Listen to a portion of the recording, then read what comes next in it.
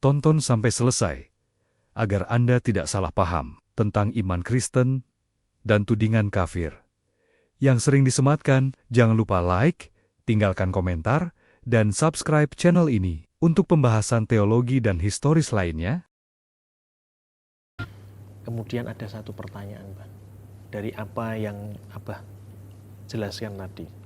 Pertama begini, Bang, kalau memang Paskah Yahudi itu disahkan dengan darah anak domba ya, sebagaimana Abah tadi sampaikan, dan dalam iman Kristen itu telah digenapi dalam kematian Al-Masih, Yesus Kristus, ya, di kayu salib.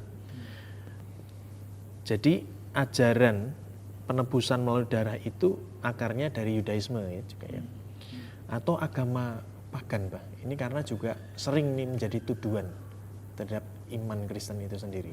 Ya, itu pertama.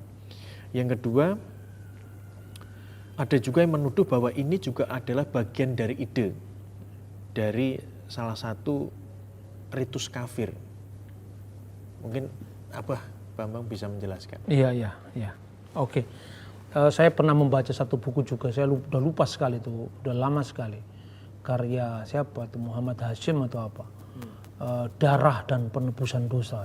Jadi dia menuduh bahwa gagasan tentang penebusan oleh darah itu merupakan adopsi dari ritus-ritus pagan.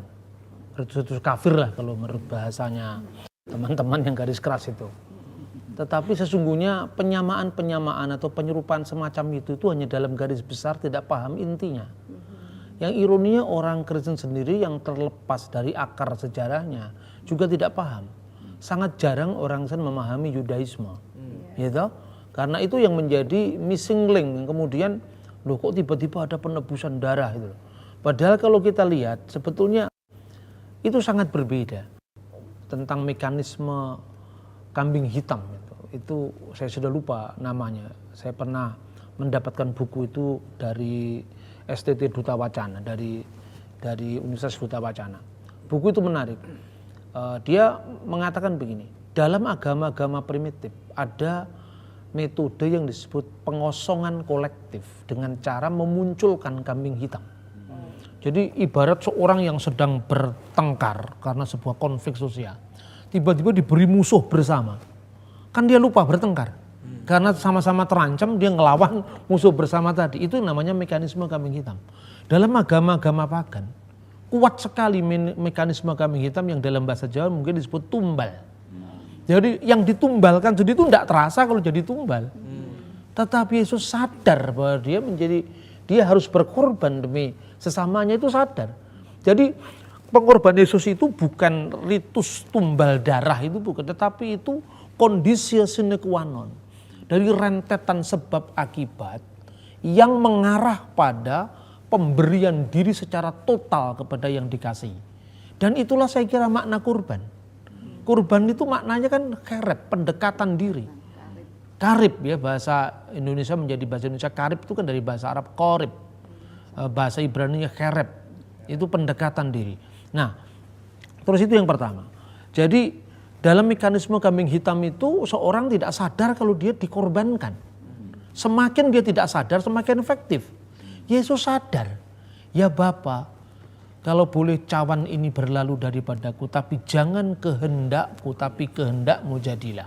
Jadi dia sadar bahwa dia harus menyudahi upacara korban itu dengan orang membuka selubungnya. Ketika kekerasan itu dibuka selubungnya, orang tidak lagi kekerasan tapi diganti dengan kasih. Tetapi memang dalam ritus Yahudi, ritus Islam itu juga tidak bisa lepas dari darah. Ini salah satu buku ya, misalnya Akikoh, ini panduan praktis Akikoh berdasarkan Al-Quran dan Sunnah. Ini juga ada darah di sini. Tapi kan tidak berarti bahwa darah kambing itu menebus dalam pengertian yang hakiki, kan tidak kan. Misalnya dikatakan ma'al gulamu akikotun, bersama kelahiran seorang gulam, seorang anak itu adalah akikoh. Terus kemudian dikatakan fa'ahriku anhu daman, maka tumpahkanlah baginya darah. Apa ini artinya Islam lahir dari mengambil tumbal darah dari agama pagan? Kan tidak. Kalau pada zaman jahiliyah saya membaca di sejumlah buku tentang akikoh itu dulu darahnya binatang itu dioleskan di keningnya bayi. Tetapi setelah zaman Islam katanya diganti dengan minyak wangi. Tapi artinya bahwa tumpahkanlah darah baginya itu tidak boleh dipahami dalam pengertian letterlock bahwa penebusan itu karena tumbal haus darah. Pada upacara Yom Kippur kan ada darah kambing, darah domba, ya kan? Seperti itu. Jadi sangat jauh lah tuduhan seperti itu, karena konsep penebusan itu sebetulnya menjadi konsep dari agama-agama Semitis. Ibrahim ketika disuruh mengorbankan putranya, gitu, dan ketika putranya sudah balik, dia sudah akil balik, artinya dia sudah dewasa, dia bisa mengerti apa itu perintah Allah, kemudian dia siap. Kemudian ketika anak Ibrahim yang tidak disebutkan namanya dalam Al-Quran, dan dalam tafsir yang tertua itu Ishak bukan Ismail. Anda bisa membaca tafsir Muqatil bin Sulaiman. Di internet aja ada, tulis saja tafsir Muqatil bin Sulaiman. Itu lebih tua daripada tafsir At-Tabari. Tafsir At-Tabari itu kan dua versi, Ishak dan Ismail, masih berimbang. Tapi At-Tabari sendiri memilih yang dikorbankan itu Ishak bukan Ismail. Baru di masanya Ibnu Katsir itu Ismail bukan Ishak. Tetapi di tafsir tertua itu Ishak yang nyari dikorbankan. Tapi siapapun yang dikorbankan dalam sejarah Islam, kalau dalam sejarah Yahudi, Kristen, Samaria jelas itu Ishak. Dalam Islam yang jadi problem bukan dalam Yahudi dan Kristen dan Samaritan kan.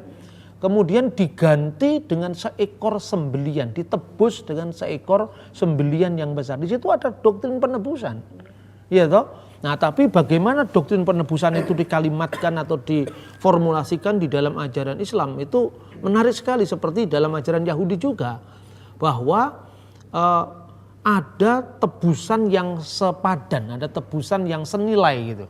Misalnya seorang yang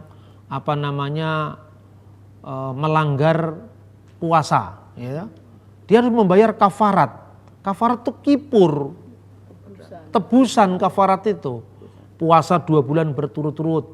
Kalau dia tidak mampu membebaskan budak, kalau dia tidak mampu untuk memberi makan anak yatim, artinya kan ada ganti. Nah, kalau di dalam konsep hukumnya bisa diterima, kenapa di teologinya ditolak? Kan itu kan persoalannya. Yahudi menolak baik itu di dalam hukum maupun dalam teologi. Hanya bedanya Yudaisme tidak memahami itu telah usai dengan Yesus Kristus. Ketika Yesus mengatakan sudah selesai, artinya apa? Jangan lagi mengandalkan simbol-simbol darah ini, udah selesai. Apakah hati kita dibawa dekat dengan iman kita kepada Tuhan yang begitu kasihnya sampai sang anak domba itu memberikan dirinya dalam pengertian menyudahi korban-korban darah itu sekali untuk selama-lamanya. Itulah maknanya, itu sangat berbeda dengan makna ritus pagan itu. Saya kira itu.